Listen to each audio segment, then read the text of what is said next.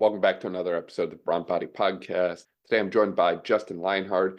Justin is a veteran, a dad, a performance coach, and he runs an amazing Instagram page where he's always posting great information and insight about new exercises and the exercises he's doing and so many great things. He's a great resource and a very knowledgeable individual.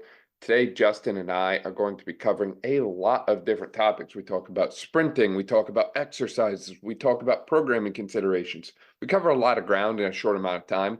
Great episode. Loved how it came out. If you're listening, please take a minute and check out Isophit, our sponsor for season 5. You can check out all about Isophit in the description below. Really thankful for them, and they're my go-to for all things isometric training. Enjoy. Justin, welcome to the podcast. Super excited to work with you today, man. Thanks for being here. Thank you, man. I appreciate you having me on. For people who might not be familiar with you, or maybe they haven't seen all the incredible stuff you're doing on Instagram, would you mind filling them in a little bit about who you are and all the stuff that you do? Yeah, man. So for the past 12 years, I've been a speed coach at a place here in Austin, Texas. We work with young athletes all the way up to the NFL level. We also train adults. It's not our main focus, but I love training adults in the morning for speed and just general fitness. So basically before that, I grew up, born and raised, small town Missouri, so kind of a country boy. After that, went and played college football at Truman State University as a linebacker and stayed on there for a year after to coach the D-line with them.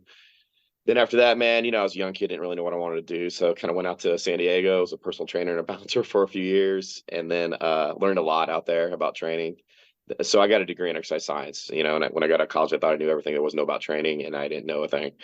So learned a lot out there as a personal trainer, stayed out there for like 3 years. Then I joined the military in 2006. So I was an Army infantry officer, served with the 10th Mountain Division, went to Iraq once with them. And then I applied for and got accepted into the 75th Ranger Regiment. And I did 2 deployments with them, one in Iraq and one in southern Afghanistan. Then after that, I got out and became a fitness director up at World Gym in Chicago for about a year and a half, and then left that position and accepted the position at where I'm at now, Acceleration in Austin, Texas. So that's basically my window. That's awesome. That's awesome. It sounds like you have a very diverse background. And, before we go any further, I want to stop and just say thank you for your service, man. Huge respect for that. And it sounds like, as you were kind of alluding to, your own training kind of evolved during the past 20, 30 years for you. It sounds like you kind of started kind of down the college football road, and then you kind of took a little bit more of a detour into more of a personal training route, and then a little bit of tactical strength and conditioning. And now it sounds like you're very focused on the speed development. Yeah, and I never completely abandoned any one aspect of anything.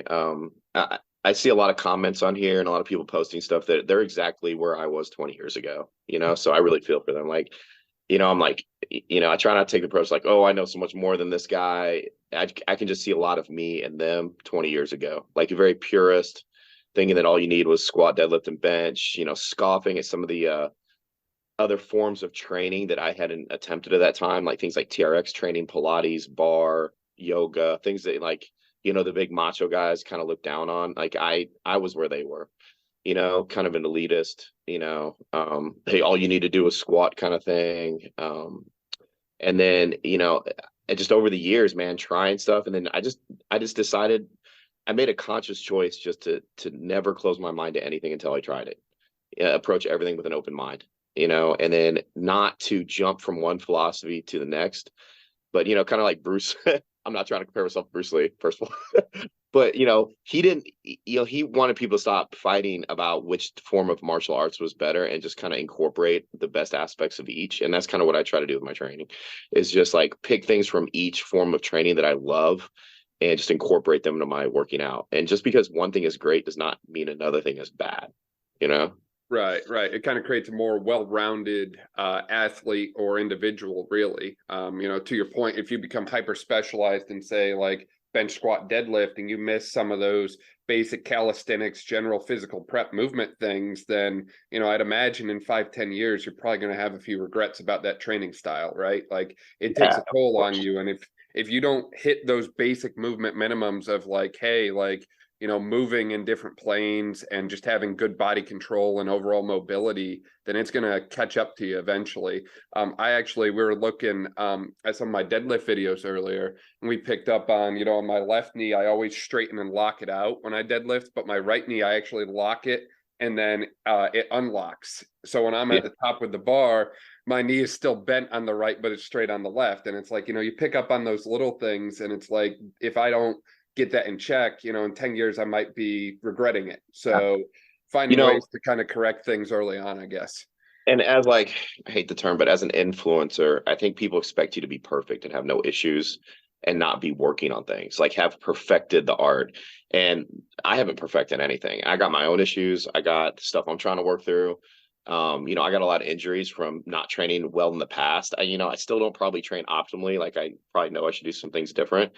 And I just want to be able to relate to people, and not pretend like I'm perfect, And so there are exercises that, it's not a forte of mine that I don't do perfectly, and people will comment, and I don't, I try not to get mad or offended by that. It's like, yeah, bro, you're probably right, man. Definitely haven't perfected this yet, but that doesn't mean I shouldn't try it. You know what I mean? Like, we all got our things, I think there's a lot of value in that too, is kind of accepting and admitting like, hey, I'm not always right where I want to be right now, but this is kind of where I'm at, and kind of showing the progress and evolution of it. A lot of people don't show that online. They only show the wins. They don't always show the losses and the failures along the journey. So I always say you learn a lot more from failing than winning, So that's so true, though. You mentioned that you've kind of faced or struggled with a few injuries in the past. What kind of things have you, been banged up by, or, is it just the typical low back stuff, or what kind of things give you issues? So the chronic injuries that probably won't heal without some kind of surgical intervention is, I had a torn labrum in college, and then it developed arthritis. And then I think that affected my movement patterns.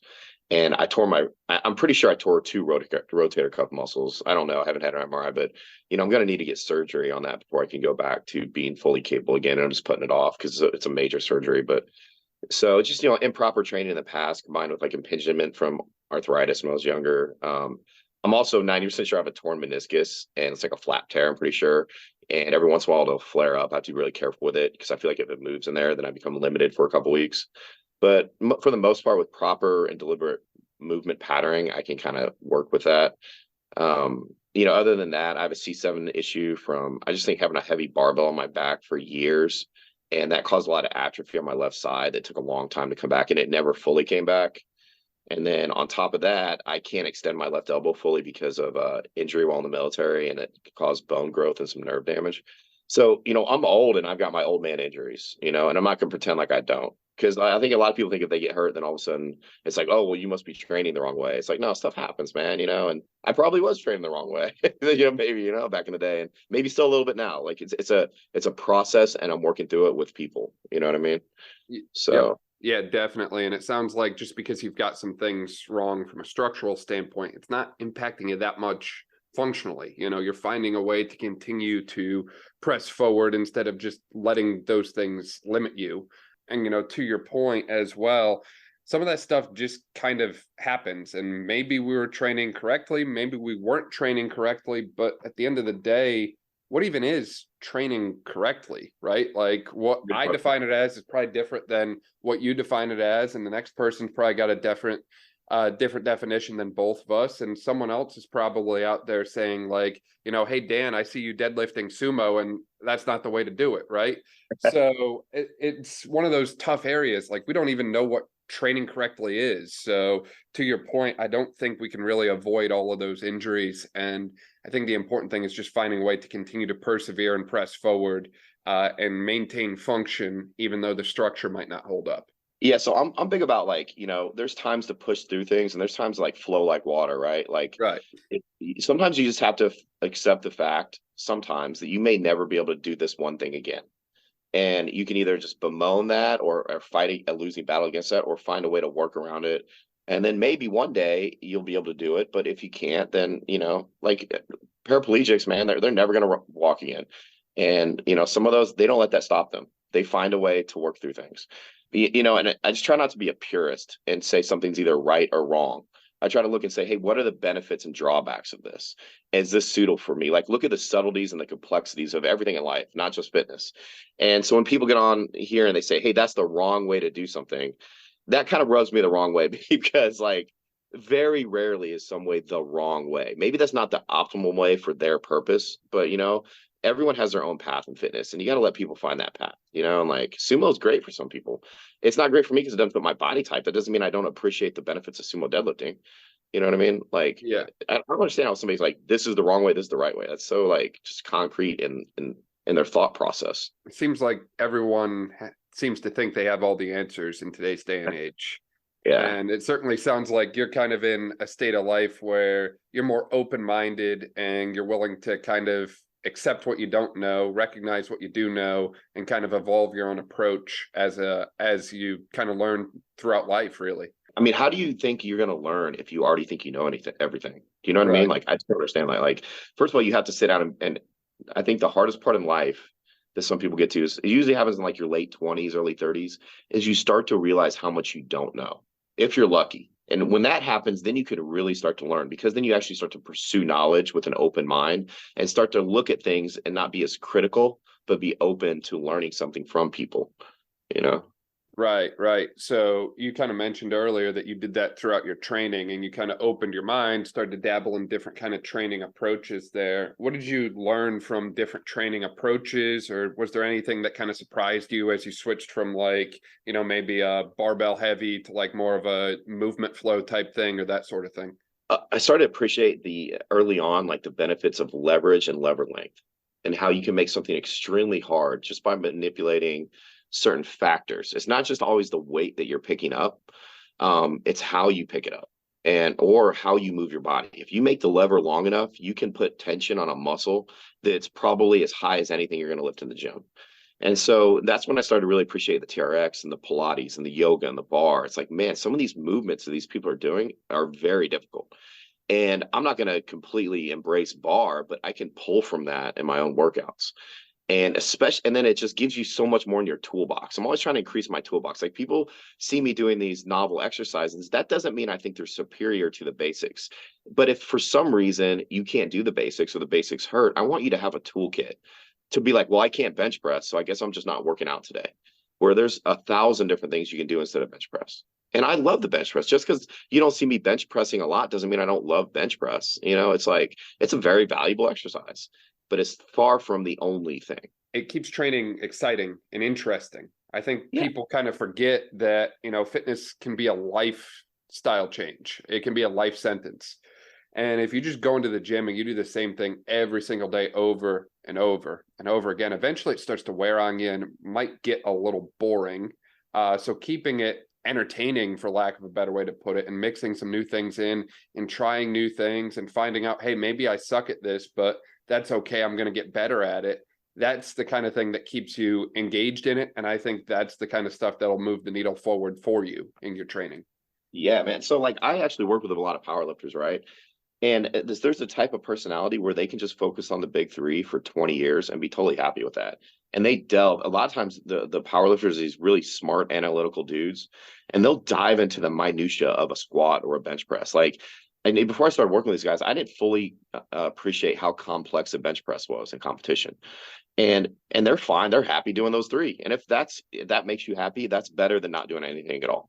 You know what I mean? And I know people that all they like to do is run. And it's like, I would look at that and be like, well, that's not for me, but I'm not going to look at them and say, you're doing this wrong.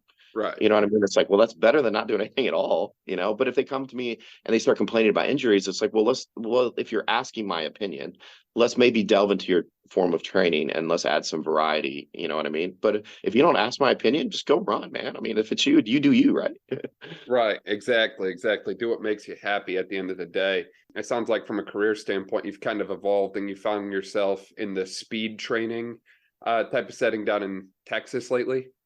Yeah, so for about almost 13 years now, that's what I've been doing. So we specialize in just developing speed. Now there's a lot that goes into that, obviously, right? So it's not just sprinting; it's everything from strength, power, movement patterns, mobility, things like that. So it's a very complex thing to develop speed, as you're well aware of. Kind of break that down for me a little bit. When you say we want to develop speed, It's funny because I still get a person every now and then who kind of tells me, well, speed can't be taught, speed can't be coached. But, I think that there's certain training approaches and there's certain mechanical considerations that can certainly make someone faster. So what's your kind of general rundown on speed training? So yeah, man, that thing that you just said is like still pervasive even at the college level, man. So these kids will come back from these high level programs and they tell me what they do, and it's like, well, they're not even trying to develop speed. They're not trying. They think if they make you in better shape and stronger and you don't get faster, then you just weren't fast. I think they're getting better, man. But I mean, now there is some truth to that. I mean, obviously there are some people that are genetically fast and for a myriad of reasons, and they're always going to be faster. If I took Tyreek Hill and had that dude never trained for speed in his life, and I took person X that naturally wasn't very fast, and I trained them optimally for 50 years, yes, Tyreek Hill will still be faster. Like that does exist, but we can make everyone faster. Some people, we can make them drastically faster. And so it's a personal evaluation though. So, they come in there and we start with little evaluations to see what it is about them that I call the low hanging fruit. What can I work with this kid first or this person first to make the biggest impact? And sometimes it's strength, like they don't have the strength foundation, because sprinting is basically it comes down to force. And then after force, it's like, how are you vectoring that force? If you want to break it down, it's like, how does your foot strike the ground? And then, but when you start there, you work up the chain. Well, what's affecting how your foot is striking the ground? So, it's everything from sequencing, as in what joint angles are moving first. Sometimes it's an improper sequence, like the knee joint opens before the hip joint. Sometimes it's an improper arm swing, or they don't have good pelvic posture. And it's weird stuff. Like 13 years of training this, like if a kid doesn't have his chin right, it works all the way down the chain and affects his foot strike. So if his chin is too high, it's going to lift his chest. If his chest is up, it's going to pull his rib cage out. If his rib cage is pulled out, his abs will get long. If his abs are long, his abs are weak. If his abs are weak, then his pelvis has an anterior tilt. If his pelvis has an anterior tilt, then he can't get good knee drive and knee height in front. If he can't do that, then he doesn't have time to generate foot speed before his foot hits the ground. And then he breaks into the ground. And it all started with his chin. Like it's really insane how things are linked like that. Yeah, does that make sense? Yeah, it does. It does. And you're absolutely right. It's crazy how, one faulty position at a place where most people aren't even going to look at can really impact everything else. And to your point, I think that the sprint especially is very much about the angle that you create, to your point. So what does the toe look like, right? Toe up, knee up, body aligned, nice forward hip position. And it should kind of, at least in my mind, I'm picturing like a straight line from the back leg all the way up the back leg into the spine, all the way up into like the head face area there. It's just a like straight line as they're sprinting forward. And that's at a forward angle. We're not running straight up and down. We want to be forward leaned. Yeah, there is a slight forward lean even at top speed, correct. But yeah, like we have, high speed filming and stuff. So I break down frame by frame. And, everybody does have their own way of sprinting, their own flavor to it. But there are certain things based on physics that kind of have to be present. And when I go to toe off the beginning of the swing phase from the backside, and when I freeze frame that, and I should be able to draw basically a straight line from that person's ear through their shoulder, hip, knee to the ground. So there has to be alignment, like you were saying. Other than that, like you have to have a neutral pelvis. Like you got to, like, it's called sitting on your hips, basically you have to bring your pelvis into alignment and keep your hips under you. Those are two like fundamental things I think people, and then if you want to get to really the nuance of it, obviously dorsiflexion and all that stuff, because you have to create tension in the system. But you don't also have a perfectly dorsiflexed angle. There's a little plantar flexion. It's just a dorsiflex stimulus is all. And the best athletes can actually run in a little bit of plantar flexion. So if you look at like Bolt, for instance, when he strikes the ground, he's pretty plantar flexed, but he's able to generate a lot of stiffness from that plantar flex position, which all that does is that creates a much longer lever length when he strikes the ground, if you think about it. But most athletes don't have that genetic potential, so they have to keep their toe up to a more significant degree to generate that tendon stiffness, right? And not break into the ground, right? If you're plantar flexing, you'll break into the ground. So anyway, I digress a little bit there, but yeah, if you want to get really into the weeds, like it's also about like rotation around a center of mass and coil and internal and external rotation. People think linear sprinting is linear. It's not. It's a coil around a center of mass, and you'll see like the knee, like as it flexes and toes off, it'll wrap and internally rotate towards that midline and kind of load those tissues. And then as that foot strikes and hits the ground, there will be some external rotation, and then actually more internal rotation right before toe off. So there's like minutia to it that you can break down and analyze and discover why people are fast. Like, people used to get on Bolt for not a great start because his pelvis would his right hip would go forward, his left hip would go back, and they're like, oh, he's not keeping a neutral pelvis. But what he was doing by that, he was creating a greater stride length by actually rotating his pelvis side to side. And that is a strategy, man. I mean, you got to be careful with that stuff, but that's why sprinting is beautiful, man. If you break it down, it is so complex and just a beautiful thing. Exactly. It really is complex. And as you mentioned, you've got access to a lot of different technology and data that you can use to try and simplify it and break it down. And ultimately, I think that's where, true genius lies, is taking something so complex like sprinting and simplifying it down to a level that anyone can understand and apply.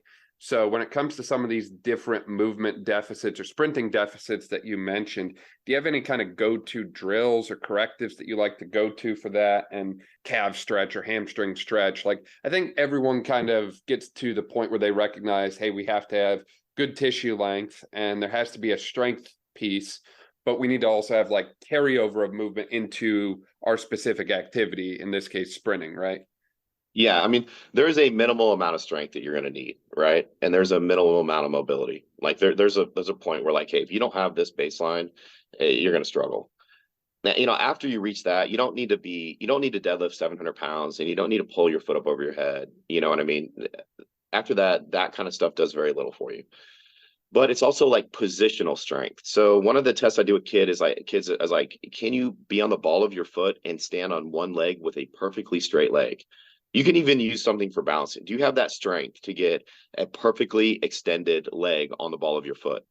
And it sounds easy, but a lot of people can't do it. They cannot come up on the ball of their foot and keep their leg perfectly straight. And that's where things like bar and stuff, I kind of incorporate that positional strength, that strength at the end range. You know what I mean? So I start doing basic exercises that will help that specific positional strength for sprinting to develop that. Because if you can't sprint and keep your hips tall, then you're never going to have time to generate foot speed before it hits the ground. Like you have to keep tall hips when you sprint. You know what I mean? Especially at top speed. Now, like when you accelerate, you're going to have a forward lean, but you're still going to be fully extended. Your body wants to be tilted more horizontally, right? And that's what I see more often than not. You ever see somebody that like hasn't sprinted in a long time? They try to run full speed and they get to a certain point and it's almost like they start to melt into the ground because they don't have that strength or that rate of force production to keep their hips tall when their speed requires a new demand, basically. So it all starts with core strength and positional strength, in my opinion. And then concurrently to that, you don't have to do all one and then the other. You have to start working on patterning, like very slowly, because there's a pattern to the stuff. And I normally like to start backwards. So I like to start with the toe coming up off of the ground and get that pattern down first. And then after that, we can build with both speed and complexity. Slow is smooth, smooth is fast type of thing. Right. So start very simple, very slow, very controlled, really get the movement pattern that you want. And then over time, progress the speed of it faster and faster and faster. And to the point that you made before about angles, you could probably adjust the angle about a lot of these different things we're talking about and make that, 10 times harder or 10 times easier, right? Like I'm picturing some type of like sprint drill at a wall right now, and you could lean into the wall and keep yourself very upright, or you could lean down a lot more and make yourself a lot more horizontal. Yeah, absolutely, man. Like, to gravity, right? Like use gravity as a training tool. That's absolutely true. Like your position, it's like people that can't do push-ups. They always want to go to their knees. I'm like, don't go to your knees because that kind of limits the benefits to the core. Just raise your hands up a little bit because if you're more, vertical to the ground, gravity is not pulling at the same angle. And then that does affect the force curve, right? So like, let's say you're on a pretty tall bench doing a push-up. When you get to the top, there's not really going to be a lot of tension there for you. That's where like adding things like bands and stuff come into play. So you can combine the benefits of gravity with bands and chains and cables that aren't dependent on gravity. So people see me using bands a lot here. Like that's the reason, because it's force curve. It's our movements and stuff based on gravity and leverage. They become a lot easier towards end range. So I'm trying to use those bands for accommodated resistance to make up for that inherent drawback from these exercises. So I think I just went down another rabbit hole. I think to your point, band training can be so valuable for helping develop speed. As you mentioned, from the force curve all the way up to, I see a lot of the band resisted sprint progressions and band resisted work for speed development and that sort of thing as well. And I think all of that has a place in the training program. I don't think that's the only thing you need, but I think everything has a place, or it fits in the puzzle somehow. If people saw how I train kids, they'd be surprised by how simple it was. Both the cueing, I don't use the terms with them that I use on here. You know, it's all external cueing. And I don't tell them to like get their knees up or dorsiflex or neutral pelvis. You know, I say ribs in, run over tall grass, don't kick mud behind you. I don't try to be smart with kids because it's about making a difference, you know, not sounding like a scientist, you know. So the cueing is very important. And then a lot of it is simply sprinting, you know, after the warm-ups and after some technical teaching and evaluating each sprint, like practicing what you're actually trying to do. Anybody that gets good at anything, they spend most of their time practicing that thing. And if you want to get faster, you have to spend a lot of time practicing that thing. So like with sprinting, the nature of sprinting, it's so demanding that you can't do 50 reps of all sprints a workout. You know, at full speed, I might get 6-7 reps in with these kids in a whole hour, you know, and even that's pushing it. So after each sprint, we need to make the most by evaluating, looking at the sprint in slow motion and really evaluating their technique and working on the cueing in between these reps. So most of the hour, the kid is just standing there. He's not working. He's just standing there and we're talking and we're going over conceptualization, visualization, practicing the patterns, but it's not like a workout. You know what I mean? Yeah, it shouldn't be. And I know that, you know, there's probably going to be a parent who listens to this podcast and says, what do you mean? Like, you know, what do you mean it's not a workout? But if your goal is speed and running faster, that's very different than conditioning, right? We need plenty of rest time in between to allow the body to recover. If we want to run fast, we have to be able to run fast. If we run for a long time, eventually we're going to slow down. So give yourself 3 minutes, 4 minutes in between each set to actually recover so you can run fast. It sounds like rocket science, I know, but well, this is the crazy thing to me. I feel like people understand it with weight training. Like you're not going to go to a strength coach and the strength coach is like, hey, we're going to do 50 reps of your 1 rep max deadlift today, right? That would sound insane. But then that same strength coach will go out and be like, hey, we're going to run 40 40s today. It's like, it's the same principle. It's a very demanding, intensive movement. Why would you run 40 40s if you're trying to get these kids faster? Because you're not. You're just, it's an easy way to condition them. No one gets faster by running 40 40s. You know what I mean? Like it's a very similar demand. I don't know why we approach it so differently. There was an article I was reading the other day. I forget who it was on, but it was on one of the NFL players. And they're talking to his trainer. And he was basically saying about how they never went above 10 seconds worth of intense sprint work. Nothing, like the conditioning never exceeded 10 seconds. There was no long distance, nothing. And someone had made the comment about how, well, you know, he must be out of shape or he must not be that good. And it's like, well, he's, you know, the starting running back. So I think he's going to be okay. I mean, there is a time when you need to increase your work capacity, right? Especially for football. I got that. You know what I mean? But that's during but most of your use need to maintain a base level of conditioning so you can train and recover and be healthy. During small segments of the year for football, especially, yes, you do need to increase your work capacity, but you need to get the speed first, right? And then just accept the fact that during this time when I'm having to increase my work capacity, I might lose a little bit of speed. You know what I mean? It's like bodybuilders that get really big and muscular, and when it's time to cut down, they just accept the fact that they're going to lose a little bit of that muscle in that journey, right? Yeah. They call it like peaking, I think, or something like that. And it's like you can't, like if you climb Mount Everest, you can't spend a ton of time on the top, right? You're not going to be there for 2 years. So same thing with physical training, right? You're not going to be at your fastest, most explosive level all year round. You can maintain it for a period of time, but we can't keep you there 24/7, 365. No, and I think people get periodization a little bit twisted. Like I think the Soviets knew this back in the day. We kind of forgot it. Like there's just like general physical capabilities that you need that aren't directly related to your sport. So a big portion of the year, like even like Olympic weightlifters and volleyball players, they would just work on general fitness for a big part of that year. Like there was a Chinese weightlifter that's really good, and they asked him what his training methods were during these months, and he's like, "I don't touch a barbell for 3 months out of the year." Like this Olympic weightlifter just did not touch a barbell. He just worked on his general physical capabilities during that time. So there's something to be said for that, developing general robustness. And there's never a time in the year when you completely abandon any one thing. Even when you're peaking, there should be a small conditioning aspect in there. Even when you're in the off season working on your muscle size, there should be a small, rate of force development or sprint aspect to that training. It's just which gets emphasized at any point in the year. And the Soviets were good with playing with percentages, like, hey, right now we're 80% hypertrophy, 20% strength. I just took two very simple things. And then just slowly changing those percentages to where around competition time, it would be 95% strength, but still 5% hypertrophy, right? Like, so it's just, you don't want to abandon anything during the year. Exactly. Keep everything moving. But to your point, kind of change the focus a little bit depending on what season you're in. And then you'll be able to reap the benefits of what you planted later on, to use a little metaphor there. And it's funny because I feel like a lot of high level athletes, at least those that I've worked with, they get it, right? Like, you work with some of these D1 or pro baseball guys, a lot of them after their season ends, they're not touching a baseball for a month, 2 months, but it seems to be the youth model doesn't quite grasp this as well, right? Like, man, I didn't mean to interrupt you, but I read a really, really good article about just what you're talking about.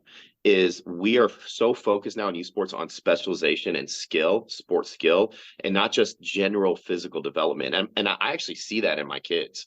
They come in and they're really good at hitting a baseball or hitting a tennis ball, or their lacrosse skills, but they're not just physically robust. Like they lack grip strength, things like that. And I think that's exactly right, man. It's like we're shifted too much to sports specialization and skill, and now we've shifted away from just general physical capabilities, especially with our youth. Everyone wants to be the one to make it, but you look at a lot of these greats, and I know you've worked with several down in Texas there that have gone D1 or pro in their sports, and a lot of them come from that general background. A lot of them don't really specialize in one specific sport the entire time, right? Like many are multi-sport athletes, or they'll play a sport and then they kind of break the mold a little bit and do some other training after the season wraps up. It's not just 24/7, 365, the same sport constantly. No, man. And also there's a psychological aspect there. There's like burnout. And I think, and I don't idolize the Soviets, but I think the Soviets recognize that too. Like there's burnout in athletes when you start to specialize too young. They just get sick of it. It's funny you keep bringing up the Soviet kind of training philosophy, because there's so many different things that I think we've learned in fitness from what came out of, the 30-40 year period there. Like they were known for producing some of the most athletic freaks of nature that we've ever seen, for lack of a better way to put it. And, while some of those training methodologies might not really be what we want to see in 2023, there's definitely lessons to be learned there. There's lessons to be learned from anyone of what to do or what not to do. Yeah, man, that's a weird cultural phenomenon, because I feel like, so, in America, we had so many outside influences in our sports, right? In the Soviet Union, it was just like this vacuum where they could there was no morals there. There was no outside, there's no bodybuilding really, there's no freedom.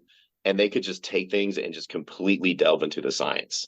And, probably, I don't even know, but they probably broke a lot of athletes trying to figure things out, but they just got to start from a very clean slate, where everything in our sports is so bodybuilding, focused, that it's hard for us to pull away from that, where the Soviets just could completely focus on science. And it probably wasn't a great moral thing, but we can take a lot of the information that they gleaned off doing that and use it. Definitely. You also brought up a little bit ago about the psychological component and burnout and that sort of thing. And I think that can have a drastic impact on performance, especially speed. Like if I see someone who's just CNS fatigued, physiologically tapped out, they're not moving as quick that day. Likewise, if I see someone who's very charged up, well rested, and just ready to get after it, they're probably putting in some of their best workouts. And that's not always the case. It varies based on the individual, it varies based on the day, but a lot of times I notice those that get into that CNS fatigue type of state really start to move slower and slower and slower, regardless of what training you do with them. So I talked about this in depth recently. The CNS is one of the most neglected things in our training today. And it's all based on, movement pattern and muscle specific stuff. And that's just not the right way to look at it. So, I was talking to this dude, I was like, when I deadlift heavy one day, it's hard for me to catch a football the next.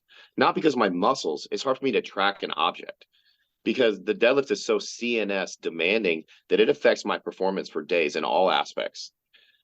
So, if you do a max effort deadlift the next day, your max effort bench press will be down a little bit probably, just because your CNS demand was so high. So a lot of these coaches, they'll have a kid like bench press on Thursday and then play a game Friday night. They don't understand like that his central nervous system took a hit from heavy bench pressing. It's Right. not just a muscle specific thing, right? So that is one of the most, like, if I do a very intense sprint workout, I won't lift upper body hard the next day. It'll be more of like a pump workout, right? Because I know my central nervous system. I never do more than 2 central nervous system intensive workouts in a row. So if I do 2 in a row, I always take the third day. I still work out, but it's more like just a pump day, a blood flow day, a tissue regen day, cardio day, something fun. I don't do 3 in a row.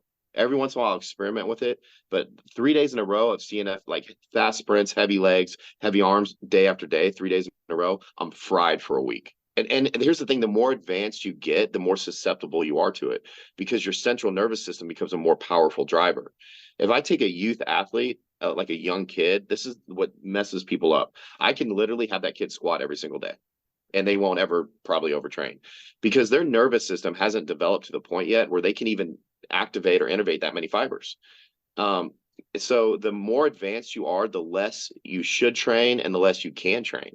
So very strong, very fast athletes, you have to really reduce their intensive workload. They can't take it. And to your point from earlier, there's a time and a place to push the limit on that. But if your whole goal is performance or you're in season, that's not the time to do that. No. And, I talked to them about eccentric training. Everybody thinks that there has to be a eccentric component to your lifts. And during the season, I encourage kids to back way off on eccentric lifts. We have a machine that helps because it's isokinetics. So, we can set the movement speed and they just push as hard as they can, but there's no eccentric component there. And that does tax the nervous system, but it's much less than these eccentric heavy lifts, which have a place and a purpose, like you're saying. But during season, you need to back way off on that. Same thing with, I'm seeing a lot of these like fast eccentrics or rapid drop catch exercises online on social media lately. And again, there's a time and a place for it. It's a good exercise, but if you're in season and your whole goal is peak performance tomorrow, that's not the exercise I'm using to prime you. No, exactly, man. It's all in context, dude. And so when I'm doing a slow eccentric and the sports guru is like, you should never do a slow eccentric. I'm like, yes, you should. There's a time and place for it. You know what I mean? Or you should always do like if you're not moving the weight fast, you're not getting any sports benefit. That is so just arbitrary. You know what I mean? There is a time and place for everything. Yes, if you're never trying to move a weight fast, that's not a good thing. But there's a time to try to move the weight slowly. You have to work on pattern. You have to work on just tissue quality. If you're injured, you know what I mean? Things like that. And also, if you're trying to move the weight fast, your nervous system is still firing incredibly fast. You're still reaping force production benefits from that. So my thing is like, what's you trying to get from this exercise? Are you trying to get power development? Because if so, a very heavy squat is not really going to help with that directly. But are you just trying to improve force? And because force comes into play, like power, is related to force, right? So like these people that are like, oh, doing, slow, heavy squats won't help make you faster. I'm like, BS, man. Yes, it will. Some people, it definitely will. There are some top level athletes where you're right, doing more squats won't help them. But for these kids that lack basic force production, do heavy squats, man, or whatever the exercise is, Right, exactly. You mentioned before that if you do more than more than 2 CNS heavy days in a row, you're just tapped out. If that happens to you, what kind of things do you do to kind of like regenerate or rejuvenate yourself?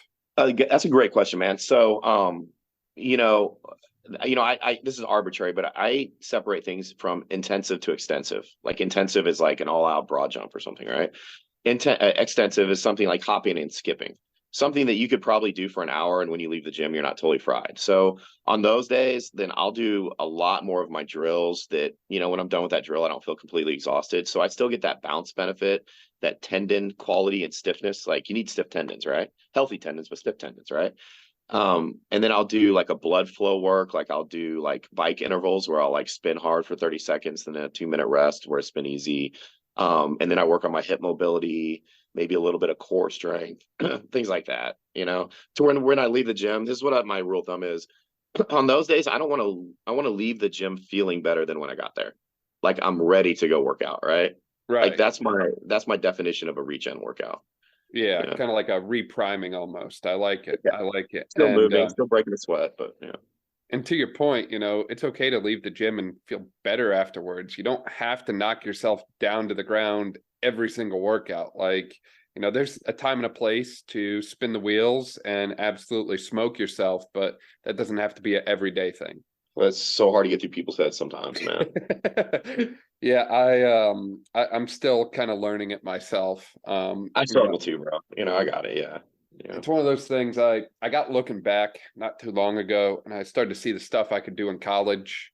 And I said to myself, man, I wish I could do that again. And I was like, why am I just going to wish for it? I can just work for it. So, for the past probably 5-6 weeks now, we kind of went a little off the deep end with the training. 7 days a week, pretty high volume days, pretty high load days, probably 3 to 4 CNS heavy days a week. And it's starting to wear on me a little bit, but at the same time, it has been so fun to just kind of get that side of fitness back where it's like, oh yeah, I can lift that, or I'm stronger than I've ever been, So, there's a lot of good research out now on like the benefits of delayed onset with a performance, these kids will come in and they'll sprint and, their times won't get faster for a couple months, they'll get slower sometimes. Or they're like, what you were doing is kind of overreaching, right? Not overtraining, but just a little, you're creating a deficit in your performance. And, you got to be careful with that. And like with us, man, I'm not on a competitive team. So if I mess up my performance, it's not gonna hurt anybody else. So I experiment with myself a lot. Right. But there's a benefit to creating that prolonged deficit in your performance up to like a week or two. Because there's like a delayed benefit to that. It doesn't happen right away, but 14 days later, a month later, all of a sudden the body needs a little bit of time to adapt. So these kids they'll sprint and lift hard for a month or two, and then like something will happen. Like they go on vacation, they'll come back like 3 weeks later and be way faster. Now it's tempting to be like, well, see, not training made me faster. No, creating that deficit first and giving your body time and your brain time and your central nervous time to hypercompensate made you faster. There was a delayed onset to that benefit. So these people will do these studies like with squats and hip thrusts, and like a week later they're not faster. And like, well, see, squatting doesn't make you faster, but they don't understand there's a delayed benefit to that. Yeah, exactly. Delayed gratification. Fitness is one of the last things that teaches it, and we want everything instantaneously. And it's like, well, if we didn't, we increased our squat 10 pounds in a month, but we're not faster, we just throw the squat away entirely. So increasing your squat won't probably make you faster directly. Some kids it does. It's weird, but it might help you get a better position. And then like when you sprint, like a better joint angle, right? Because you have more strength. And then over time, training with that better joint angle will produce, better movement patterns, things like that. Just because it's not a direct benefit immediately doesn't mean it doesn't have benefit. Right. Exactly. There's a time and a place for everything. Justin, I feel like we covered a lot of ground talking about a little bit of everything today. Is there anything that we didn't quite get to that you want to touch on real quick? Not that I can think of, man. I mean, I could talk about this stuff all day long. Man, for people who want to find out more about you or catch you on social media, that sort of thing, where can they find you at? So right now, the only thing I have, I'm working on a website and everything for people to help them out. But right now, the only thing I have is Always Be an Athlete on Instagram. So it's just, Always Be an Athlete. And my name is Justin Lienhard. So maybe you can Google that or something. And then they can just hit me up on there with questions. I'm just really trying to help people out best I can. Yeah, definitely. And for those who want to work with you in person, you said you're down in Austin, Texas at Acceleration. Yeah. I'm working right now on a couple new business opportunities down there, but right now I'm with Acceleration. Gotcha. Awesome. So we'll link to all of that in the description below. That way, if you want to keep up with everything Justin's doing, you can just check it out there. Really appreciate your time today, man. Thanks for everything. Yeah. Yeah. Thank you a lot, man. I appreciate you. Thank you so much for listening to this episode of the Brawn Body Health and Fitness Podcast. If you liked this episode, please make sure to share it with a friend, subscribe so you don't miss any of our upcoming episodes, and leave a review. This way we can spread knowledge and motivation and help reach more people. Thank you again for listening, and I'll see you next time.